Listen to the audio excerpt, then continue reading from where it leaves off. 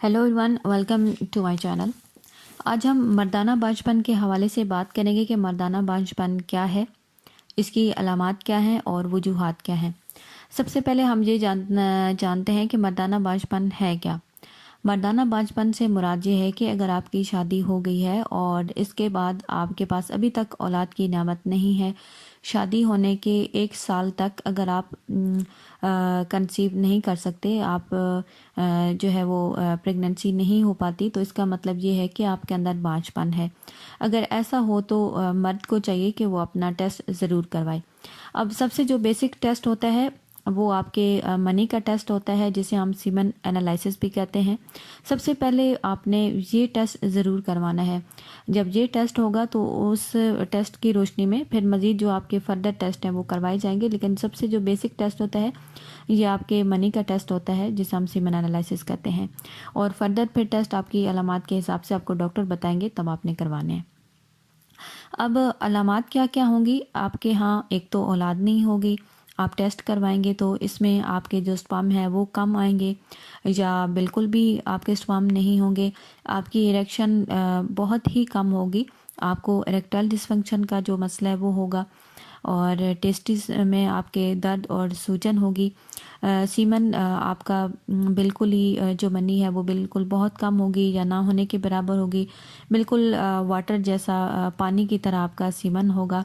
दाढ़ी और मूंछ और आपके जो जिस्म के बाल हैं उनकी ग्रोथ कम होती है और इसी तरह जो आपका जो हार्मोनल इम्बैलेंस है वो होता है। तो ये कुछ अलामात हैं जिनको देखते हुए हम ये कह सकते हैं कि आपके अंदर मर्दाना बांझपन है। अब हम इसकी वजूहात को जानते हैं कि ऐसी कौन सी वजूहात है जिसकी वजह से मर्दों के अंदर बांझपन पैदा होता है। सबसे पहले हमारे पास है हार्मोनल इम्बैलेंस। हार्मोन्स का तवाज़ुन में होना और ठीक होना ज़रूरी है।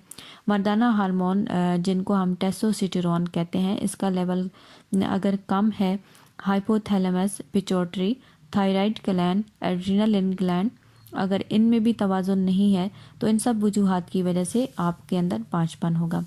नंबर 2, वो नालियाँ जो कि स्पर्म को लाती हैं, इनमें अगर ख़राबी है, नालियाँ अगर ब्लॉक हैं, कोई ट्यूमर है या सर्जरी की वजह से वहाँ पे कोई सिस्ट बन गई है, तो इन सब वजूहात की वजह से नालियाँ ब्लॉक हो जाती हैं और स्पर्म जो हैं वो क्योंकि वो आएंगे ही नहीं नालियों में, तो फिर आपका जो बच्चा है वो नहीं हो पाएगा।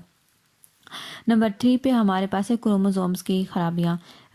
टेस्टिस की अगर सोजन है, वहाँ पे वेरिकोसीट है या टेस्टिस में इन्फेक्शन है, तो इन सब वजूहात की वजह से स्पर्म की मिकदार कम हो जाती है।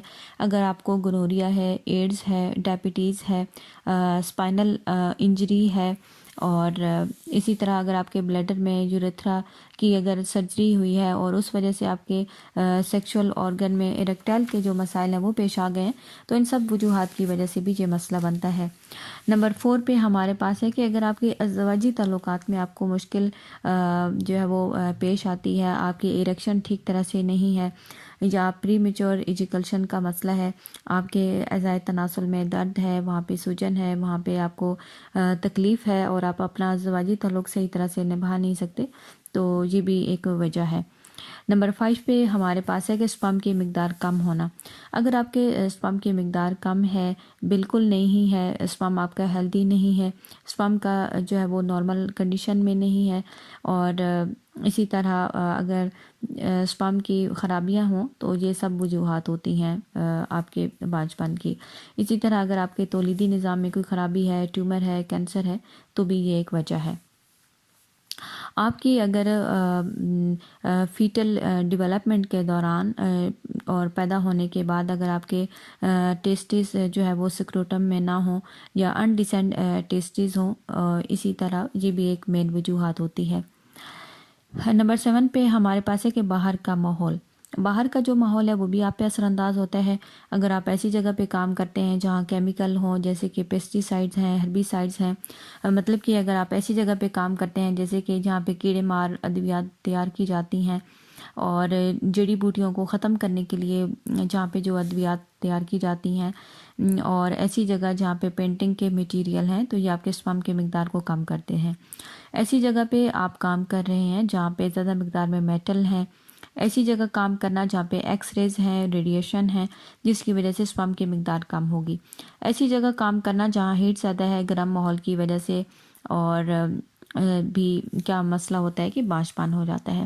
اگر آپ زیادہ بیٹھے ہیں اور بیٹھنے کی وجہ سے ہیٹ جو ہے وہ آپ کے سپرم کو پہنچ رہی ہے، آپ نے تنگ کپڑے پہنے ہوئے ہیں، لیپ ٹاپ اور کمپیوٹر کا زیادہ استعمال کرنا، اور لیپ ٹاپ کو آپ اگر اپنی ٹانگوں کے اوپر رکھتے ہیں جس کی وجہ سے ہیٹ آپ کی ٹانگوں پہ اور آپ کے جو ٹیسٹیز ہیں ان میں منتقل ہوتی ہے، اور ہیٹ کی وجہ سے بھی یہ کافی سارے مسئلے بنتے ہیں۔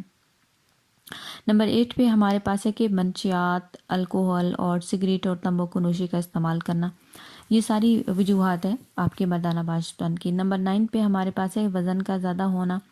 وزن کے زیادہ ہونے کی وجہ سے بھی کیا ہوگا کہ آپ کی جو بلڈ سرکولیشن ہے وہ آپ کے سیکشل آرگن کی طرف نہیں ہوگی، آپ کا ہارمونل جو بیلنس ہے وہ ٹھیک طرح سے نہیں ہو پائے گا، آپ کا ٹیسٹوسٹیرون لیول کم ہو جائے گا۔ تو مردانہ بانجھپن کی ایک بڑی وجہ آپ کا موٹاپا بھی ہے۔ تو اگر آپ کے اندر بھی بانجھپن کی علامات ہیں تو سب سے پہلے آپ اپنا ٹیسٹ جو ہے وہ ضرور کروائیں۔ ٹیسٹ کروا کے اور اپنی ڈاکٹر سے مشورہ کر کے ان کی ہدایت کے مطابق آپ نے جو میڈیسن کا استعمال ہے وہ ضرور کرنا ہے۔ تو بانجھپن میں یہ ہے کہ اگر آپ کے یہاں اولاد کی نعمت نہیں ہے تو صرف جو خواتین ہیں ان کو ہی میڈیسن نہیں کھلانی چاہیے، بلکہ آپ اپنا جو تشخیص ہے اور ابتدائی جو ٹیسٹ ہے وہ بھی آپ ضرور کروائیے، تاکہ پتہ چل پائے کہ جو بانجھپن ہے وہ کس میں ہے۔ کیونکہ جب بچہ پیدا کرنا ہوتا ہے تو جتنا مرد کا عورت کا صحت مند ہونا ضروری ہے، اس کی اندر کوئی نقص خرابی نہ ہو، اسی طرح مرد کا بھی صحت مند اور ہیلدی ہونا بہت ہی زیادہ ضروری ہے۔ کچھ لوگ کیا کرتے ہیں کہ صرف خواتین کو ہی میڈیسن کھلانا جو ہے وہ ضروری سمجھتے ہیں، اور وہ یہ سمجھتے ہیں کہ صرف عورت کی وجہ سے ہی بانجھپن ہے۔ بالکل یہ غلط ہے۔ اگر آپ کے پاس بھی اولاد جیسی نعمت نہیں ہے تو نہ صرف اپنی وائف کا میڈیکل ٹیسٹ کروائیں، بلکہ آپ خود بھی یہ جو بیسک ٹیسٹ ہے یہ ضرور کروائیں، اور اس حساب سے اگر آپ میں کوئی مسئلہ ہے تو اپنا جو ٹریٹمنٹ ہے وہ ضرور کروائیں۔ یہ ویڈیو اسپیشلی اویئرنیس پرپز سے بنائی گئی ہے، کیونکہ بہت سارے لوگ یہ جو مردانہ بانجھپن ہے اس حوالے سے نہیں جانتے۔ امید کرتی ہوں کہ یہ آج کی ویڈیو آپ کے لیے کافی ہیلپ فل ثابت ہوگی۔ ویڈیو اچھی لگے تو آپ نے لائک کر دینا ہے۔ Thanks for watching.